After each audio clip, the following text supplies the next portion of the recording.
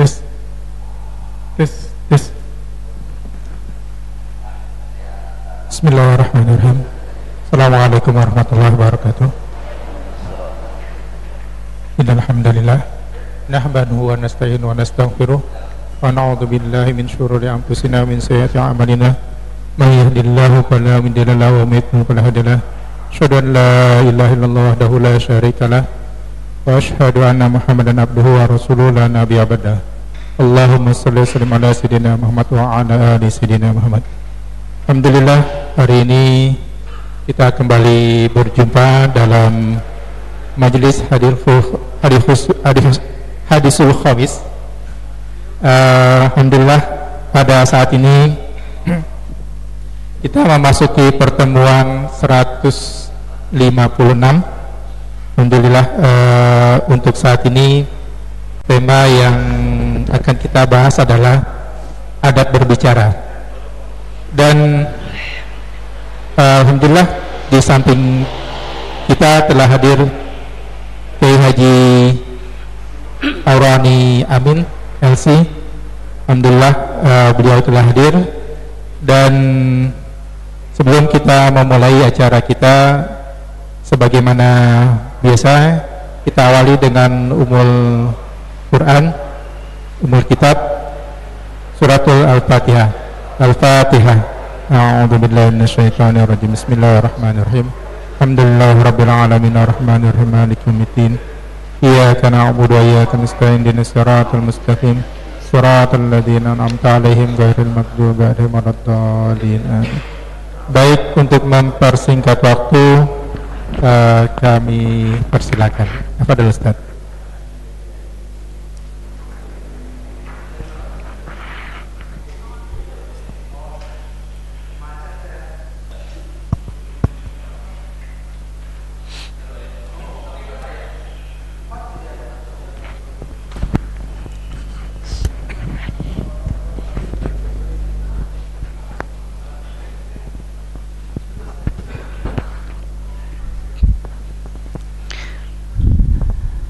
Assalamualaikum warahmatullahi wabarakatuh. Alhamdulillahi wasi'il fadlil karimil mannan mudha'ifil hasanat lidhabil birri wal ihsan. Asyhadu an la ilaha illallah wa asyhadu anna Muhammadar Rasulullah syahadatan nadakhiruha liyaumi liqa'ir rahman. Allahumma salli wa sallim ala nabiyyina wa habibina Muhammad wa ala alihi wa ashabihi wa tabi'ina lahum bi ihsan. Amma ba'd. Ikhwan dan akhwat sekalian, saudara-saudara kaum muslimin dan muslimat yang saya cintai, alhamdulillah, segala puji bagi Allah atas segala nikmatnya. Teriring salawat dan salam untuk panutan kita, rahmat bagi sekalian umat manusia, baginda Nabi kita Muhammad sallallahu alaihi wasallam, juga untuk segenap keluarga dan para sahabatnya, pun pula untuk sekalian umatnya hingga akhir zaman, termasuk kita di dalamnya dengan izin Allah subhanahu wa ta'ala. Saudara-saudara sekalian, alhamdulillah Allah kembali pertemukan kita di majelis yang mulia ini. Insyaallah bahasan kita adalah tentang adab berbicara. Mengapa adab berbicara? Bukankah berbicara adalah hal yang sudah biasa kita lakukan dari sejak kita punya kecakapan untuk itu? Secara sederhana, saya menampak ada pelemahan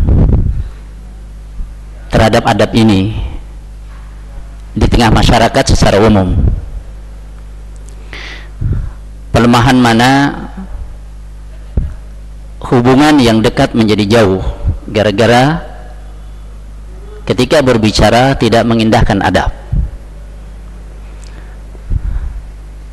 Sebaliknya, manakala adab di dalam berbicara atau adabul kalam ini diindahkan, sejatinya yang berselisih bisa berdamai, yang jauh bisa menjadi dekat, yang retak menjadi utuh.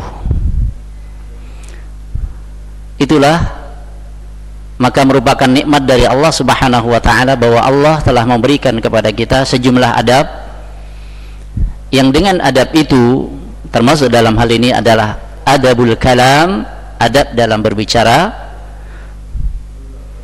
Karena manusia ini diciptakan oleh Allah Subhanahu wa ta'ala makhlukun ijtima'iyyun bitab'ih, sebagai makhluk sosial yang dalam memenuhi hajatnya, dalam menghandle keperluan-keperluannya perlu interaksi dengan orang lain. Dan salah satu bentuk interaksi yang sangat efektif adalah melalui bicara, percakapan. Saudara-saudara sekalian, itulah maka kita menginginkan masyarakat yang kokoh, masyarakat yang beradab, masyarakat yang tentunya bukan hanya terdidik secara intelektual, tapi juga terdidik secara akhlak, secara moral. Karena persoalan akhlak ini persoalan jatuh dan bangunnya bangsa. Wa innamal umamul akhlaqu ma baqiyat wa in humu dhahabat akhlaquhum dhahabu. Yang diterjemahkan dalam bahasa ibu pertiwinya, tegak rumah karena sendi, runtuh sendi, rumah binasa. Sendi bangsa adalah budi, runtuhlah bangsa. Dan kita ingin menjadi bangsa yang berbudi, yang kita tunjukkan salah satunya melalui cara kita berbicara. Itulah bahasan kita tentang adab berbicara atau adabul kalam. Saudara-saudara sekalian, sebagai muqaddimah tentang ni'matul kalam, tentang nikmat berbicara.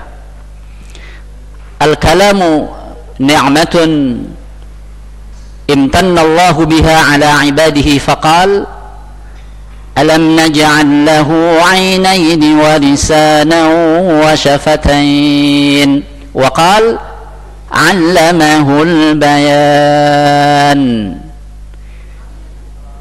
Kemampuan berbicara adalah nikmat yang Allah anugerahkan kepada hamba-hambanya, sebagaimana Allah firmankan, alam naj'al lahu 'ainain, bukankah telah kami jadikan untuknya dua mata untuk kita bisa menatap, bisa melihat, wa lisanahu wa syafatain, lidah dan dua bibir.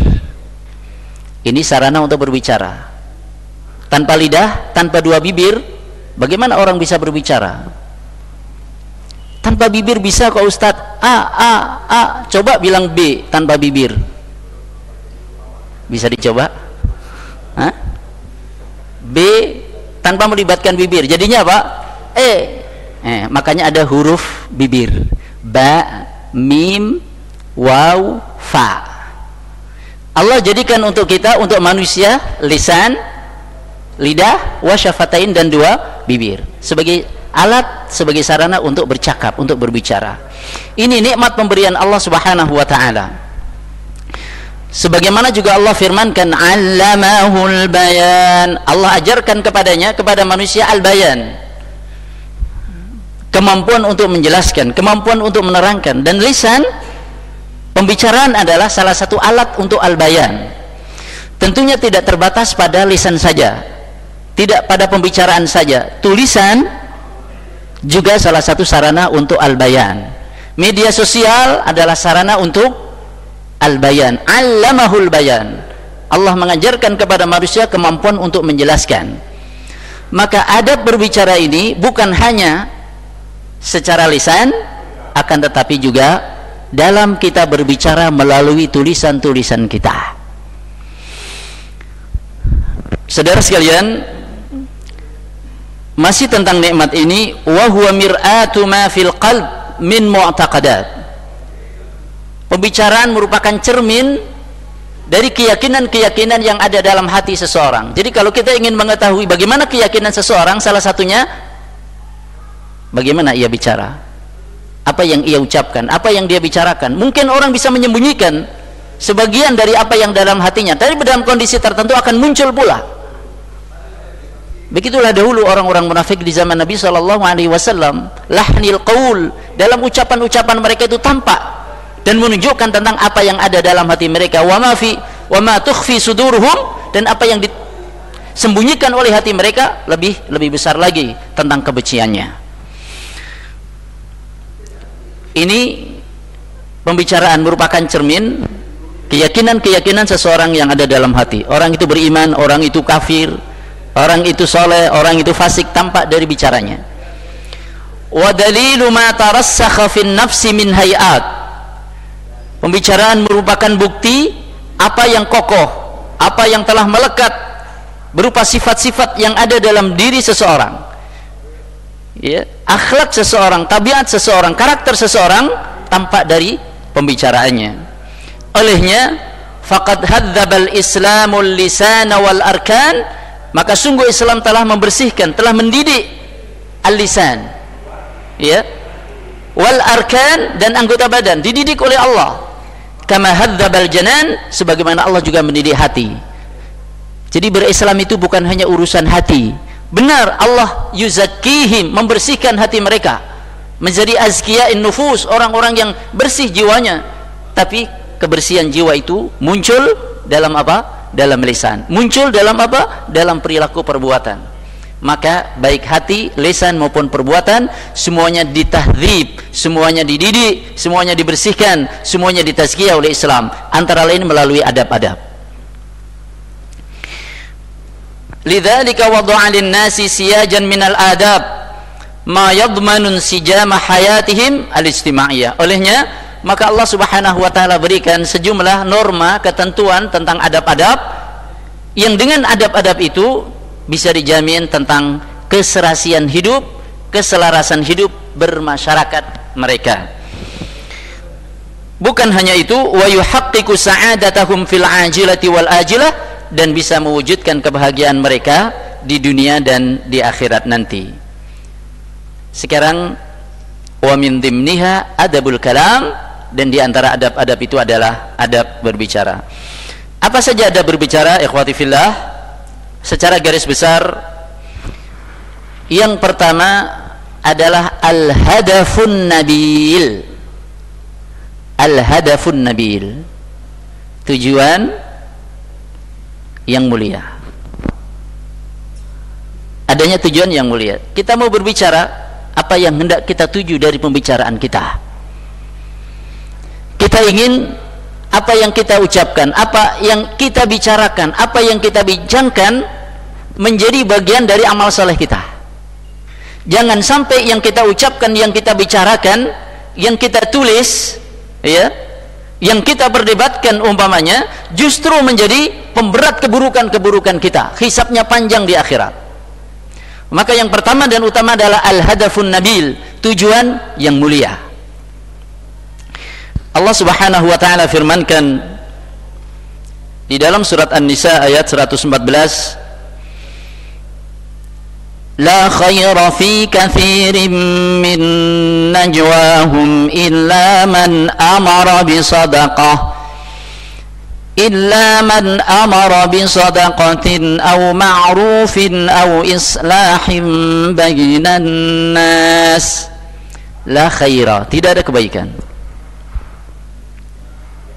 Fi katsirin min najwahum, dalam banyak dari perbincangan mereka. Tidak ada kebaikan bagi, atau dalam banyak dari perbincangan mereka. Siapa mereka? Siapa saja.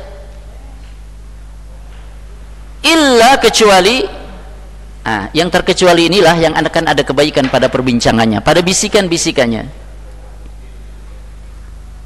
Di sini dinafikan oleh Allah, la khaira, tidak ada kebaikan. Apa makna yang bisa kita ambil? Tidak ada kebaikan ini boleh jadi sesuatu itu tidak menambah pahala, tapi juga tidak menambah dosa. Jadi mubah begitu saja. Mubah dalam bahasa Arab, yang artinya boleh dikerjakan, boleh tidak. Tidak ada plus, tidak ada minus. La khaira, biasa saja, la khaira. bukan mubah bahasa Cilacap yang artinya ora dadi, sia-sia, itu beda lagi, ya. Mana yang kedua, la khaira, berarti di sini mengandung keburukan, adanya keburukan dan bukan kebaikan. Jadi mencakup dua hal itu tadi. La khaira fi katsirin min najwahum, tidak ada kebaikan pada kebanyakan dari perbincangan mereka, najwa mereka, illa man amara bisadaqah, kecuali orang yang memerintahkan sedekah.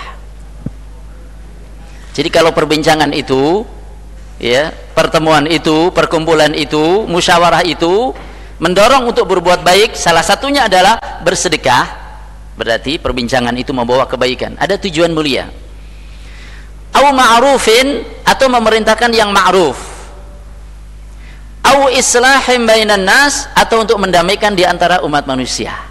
Jadi kalau perbincangan itu mengajak untuk berbuat ma'ruf, mengajak untuk bersedekah, berbagi kepada sesama dalam hal kebaikan, dan untuk mendamaikan banyak orang yang retak jadi rekat, maka di situ ada kebaikan. Kalau tidak begitu, la khair, tidak ada kebaikan padanya.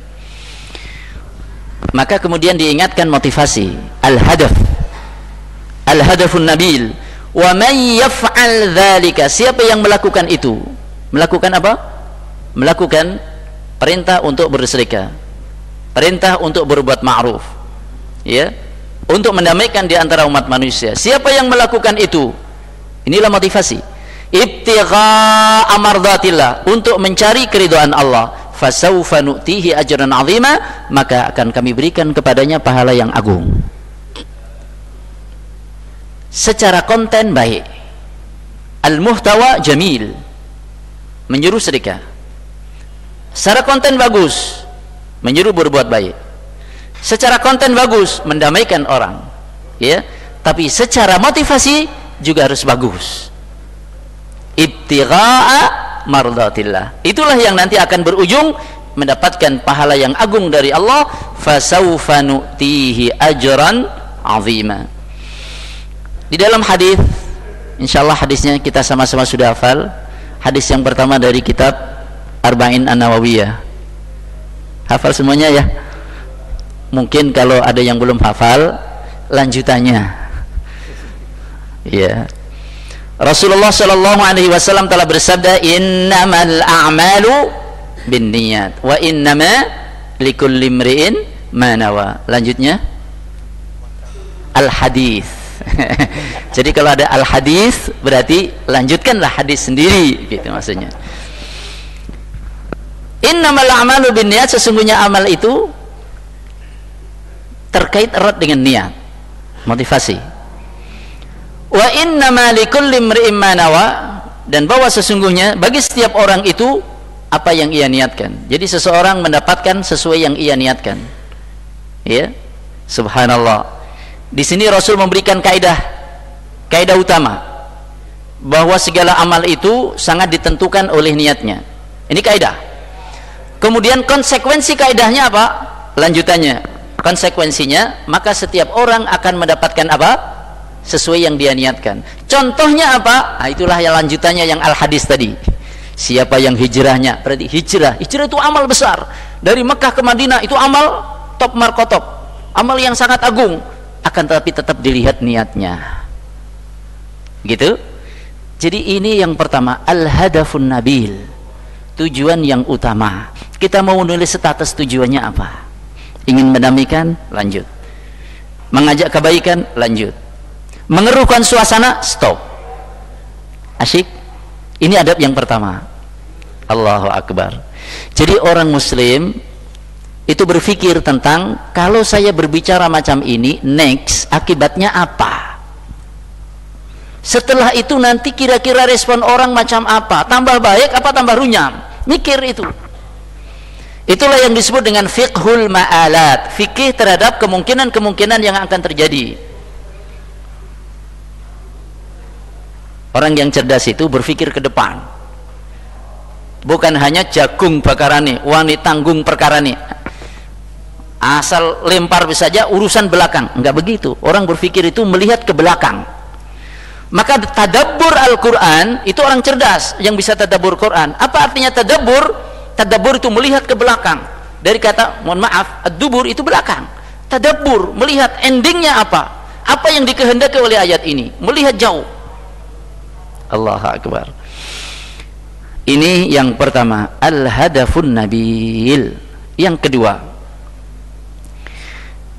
intiqa'u atayibil kalam, menyeleksi pembicaraan yang paling thayyib. Athayyib bentuk jamak dari atyab. Atyab yang terbaik. Menyeleksi, memilih, ya, athayibil kalam, kata-kata yang paling baik. Jadi kalau ada kata-kata yang baik dan di sana ada kata yang lebih baik, pakai yang mana? Yang lebih baik saja. Jangan pakai kata yang baik, tapi kata yang lebih baik.